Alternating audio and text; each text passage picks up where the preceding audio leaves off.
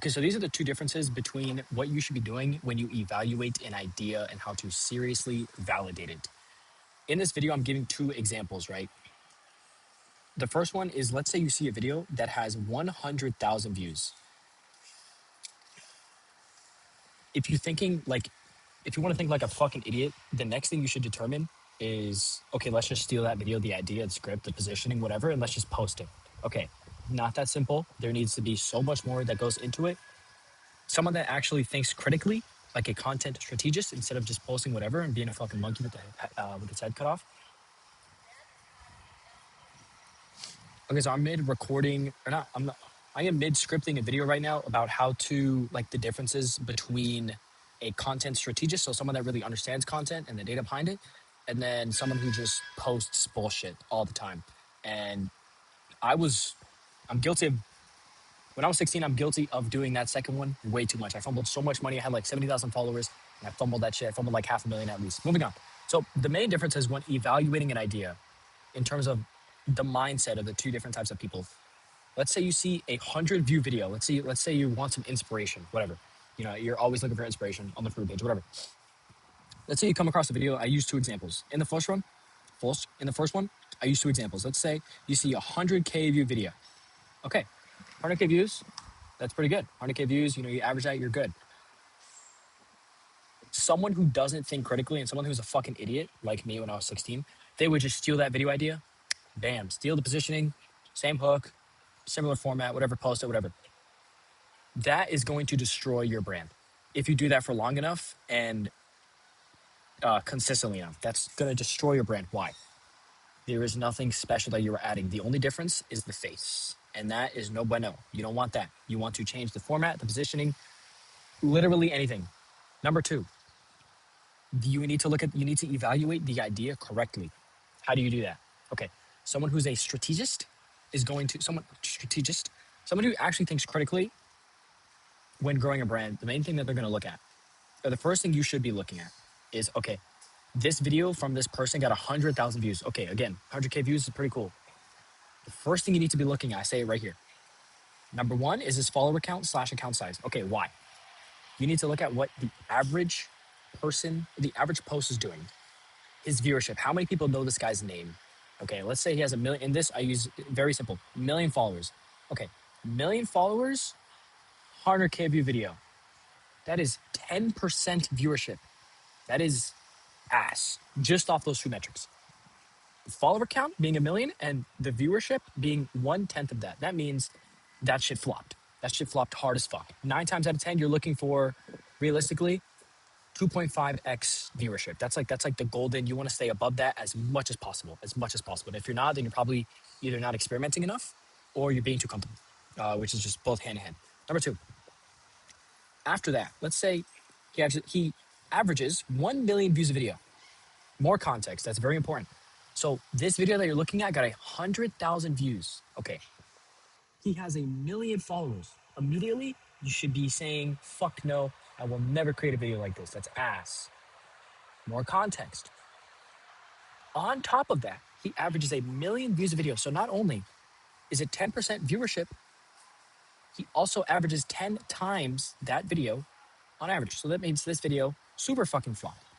So why are those things no bueno? Well, you need to look relatively. Okay, when you have 1 million followers and only 1/10 sees your video, or honestly 10 followers and only 1 view, it's no good. You always want to grow viewership. That's just the name of the game. You always want to grow viewership. You can't be too comfortable. You need to be experimental. Number two, I used a better example on the second part. Let's say there's a video with 3,000 views. Okay, 15% engagement rate. This is, when you before you get into the 5 figures, a 15% engagement rate, that's regular. That's like when it's not big enough to where it's going to skew and it's going to, get lopsided, like down to like 7 to 8%. That's just usually how it is. Or like good, like 6%, anything above 6%, and you're usually fine.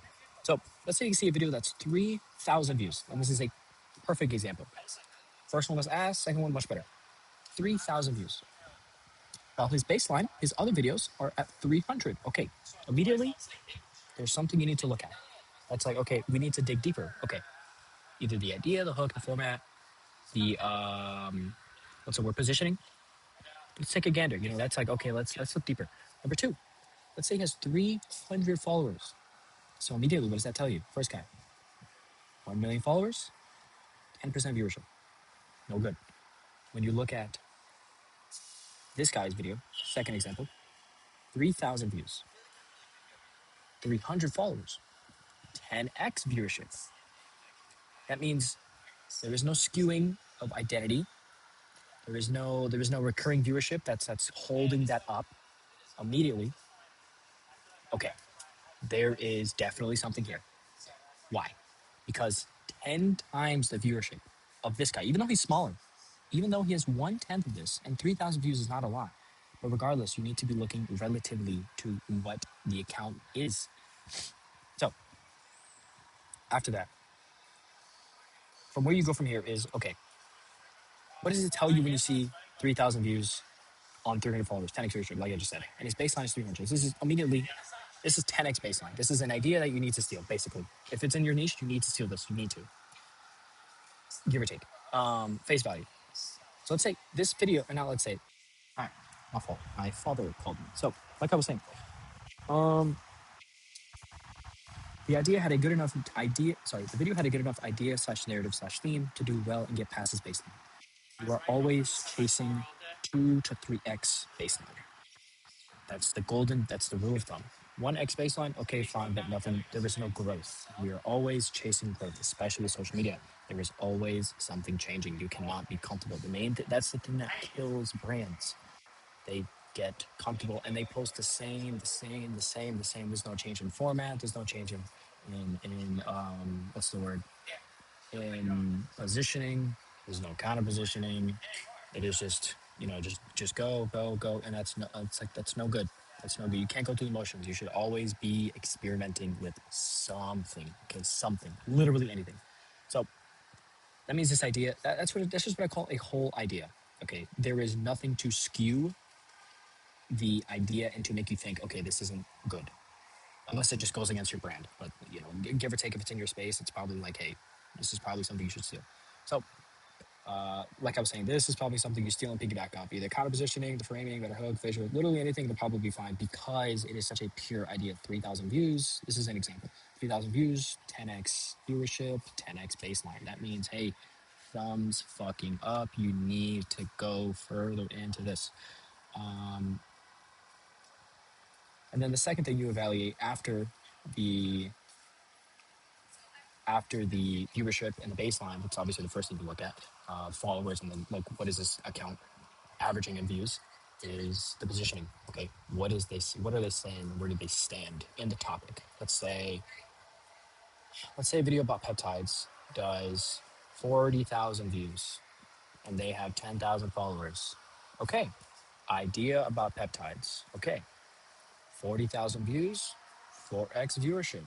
That means, hey, this is probably a good idea if you were in the fitness slash supplement slash fucking anything like that. Anything, health space. That means, okay, this topic has buzz. That means people want to hear about this topic for the most part.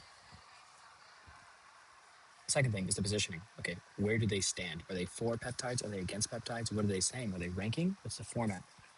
Where should you go with this after just the mere idea slash viewership? The second thing that you can do is, can you counter position? Usually, just how it is, negativity will always do better than positivity 9 times out of 10. If you're talking about anything negative in social media, it's just going to do better. That's just how it is. The reason why is just because psychologically, people would rather lose.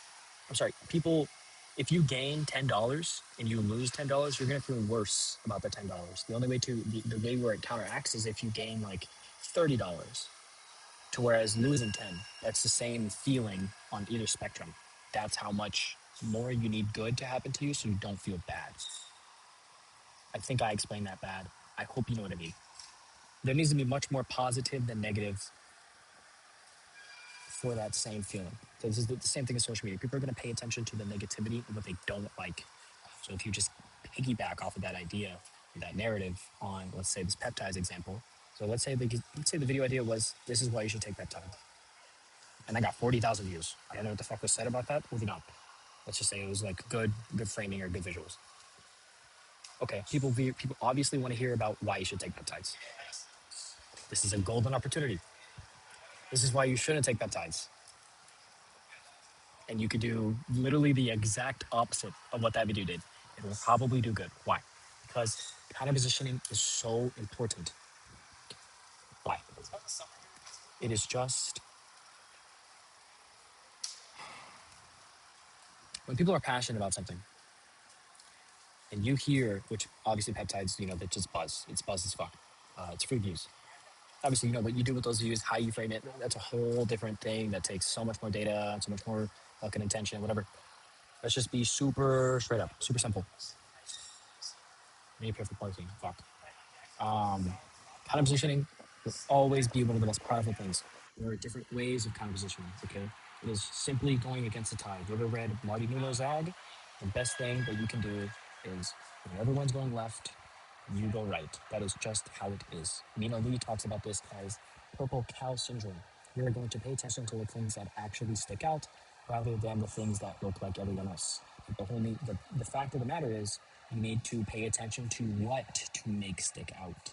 Okay, what is exactly unique about the thing that you are either piggybacking off of or the idea or the way you show it. There needs to be something that's unique, extremely. And I say counter positioning because that's a very simple way, okay? Not to take peptides. Very simple. But it can also be counter positioning, can also just be the way that you frame it. And the way that you frame it is just, let's say they do a ranking. Let's say the ranking was, these are top 3 peptides to do. Okay.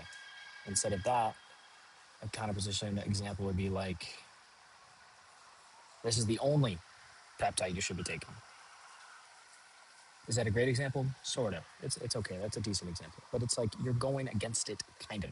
You're challenging that narrative. You're challenging that idea.